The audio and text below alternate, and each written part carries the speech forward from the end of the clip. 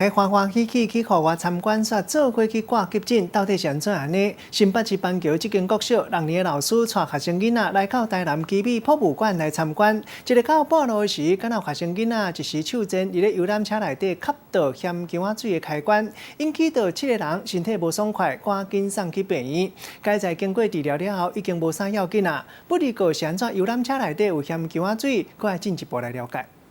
急诊室内底人是甜满满，有几落个国小的学生倒伫咧病床顶悬，互带队老师足紧张的，因为一场好好的户外教学，煞有学生伫咧游览车顶悬，误饲着番椒仔水，造成几落个学生出现喘气困难的症状。表现症状都是以这个上呼吸道的刺激，包括喉咙痛、